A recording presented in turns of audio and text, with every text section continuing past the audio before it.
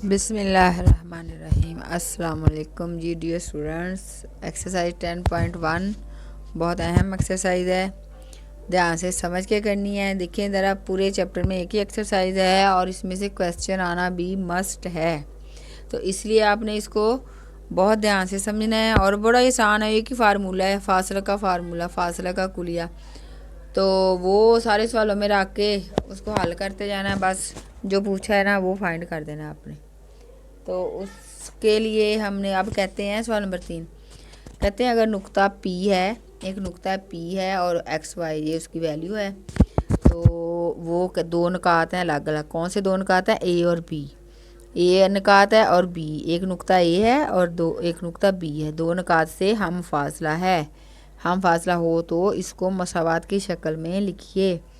यानी कि मैं आपको समझाती हूँ। ये खात है ना, ये खात है, उस पे एक नुक्ता है P, उसका नाम है P, और वो उससे फासला इधर है A। एक नुक्ता है जहाँ पे, वो उसका नाम है A। एक नुक्ता बिल्कुल उतने ही फासले पे इधर है और उसका नाम है B। तो सवाल उन्होंने क्या पूछा? उन्होंने कहा एक नुक्ता P है, एक नुक्ता A है और एक नुक्ता B है। दोनों P से हम फासला हैं, जितना इसका यहाँ तक फासला है इतना इसका यहाँ तक फासला है। यानी कि ये दोनों फासले बिल्कुल बराबर हैं। बराबर हैं तो हमने फासला का कुलिया लगा के इसको मसावात की शक्ल में लिखना है, बस ये हमारा क्वेश्चन है। तो देखो बच्चों, हम पहले P और A का फाइंड कर लेते हैं फासला, उसके बाद हम P और B का फासला फाइंड कर लेते हैं फार्मूला लगा के। उसके बाद हम इन दोनों को कहते हैं कि हम फासला है, मतलब इसका और इसका।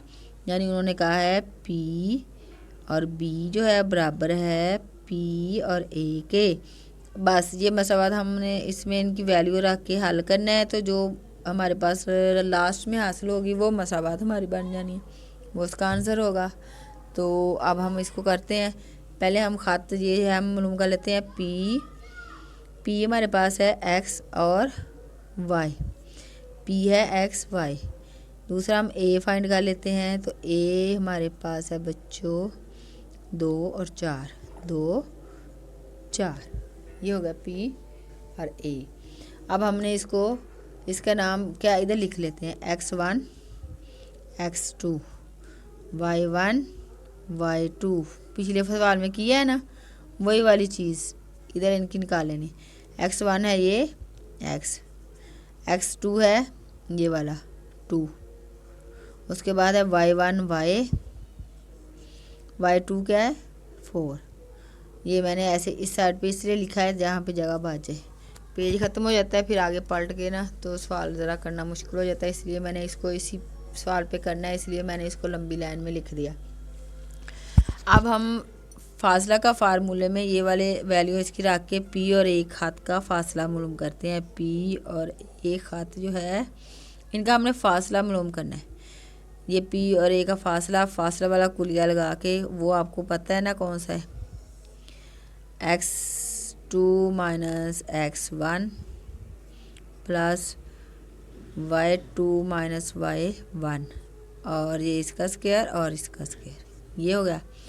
अब मैं इसमें इसकी वैल्यू इनकी रखूँगी और आगे चली जाऊँगी। यहाँ पे रख लेते हैं X1 है बच्चों, X2 है मेरे पास ये 2 माइनस X1 क्या है ये वाला X और इसका स्क्वायर दरमियान में प्लस ये वाला Y2 कौन सा है ये वाला 4 माइनस Y1 ये आपके पास है Y और इसका स्क्वायर और इसके ऊपर जैसा रूट, ये हो गया।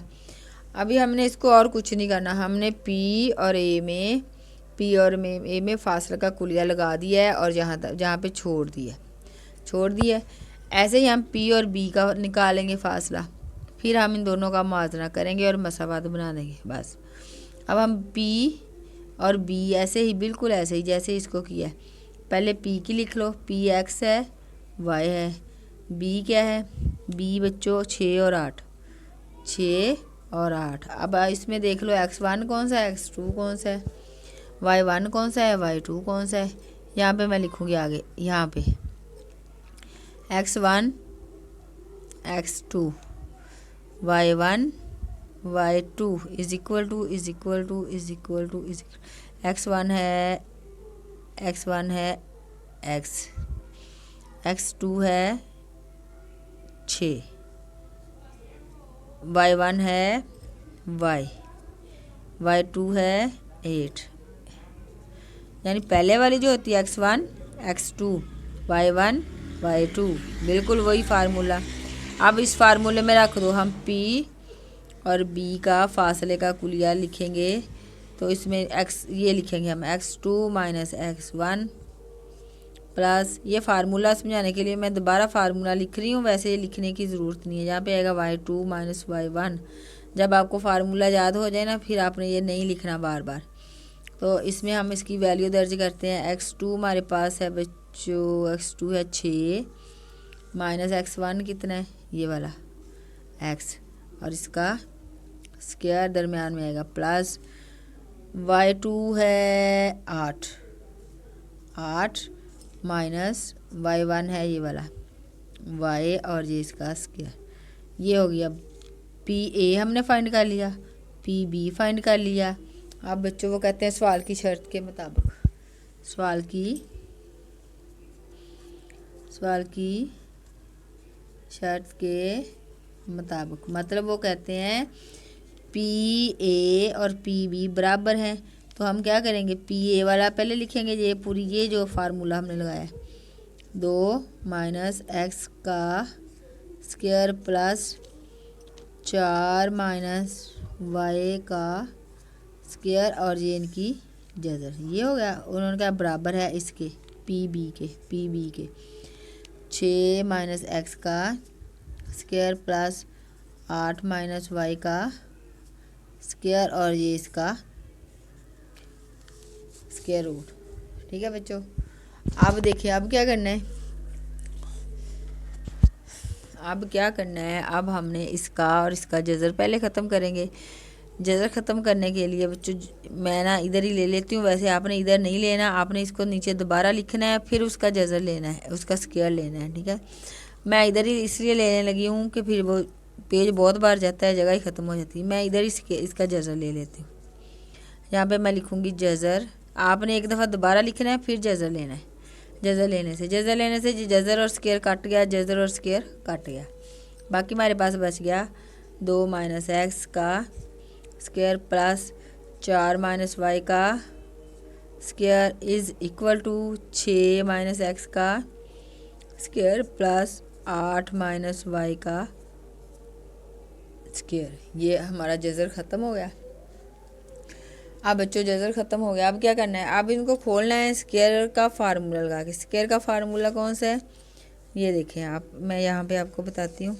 ये आप करो a माइनस बी का whole square, A square plus B square minus 2ab, ये वाला फार्मूला हमने पीछे बहुत सारे सवालों में किया है, आपको आता ही है, वैसे मैं आपको दिखा रही हूँ। A square plus B square minus 2ab, ये वाला फार्मूला सब में लगाना है। किस किस में लगना है, इसमें लगना है, इसमें भी लगना है, इसमें भी लगना है, और इसमें भी लगना है, सब में लगेगा और बस हल हो जाएगा। अच्छा आप कह लो ये ए है, ये बी है, नज़र नहीं आ रहा ना, A square plus B square minus 2ab,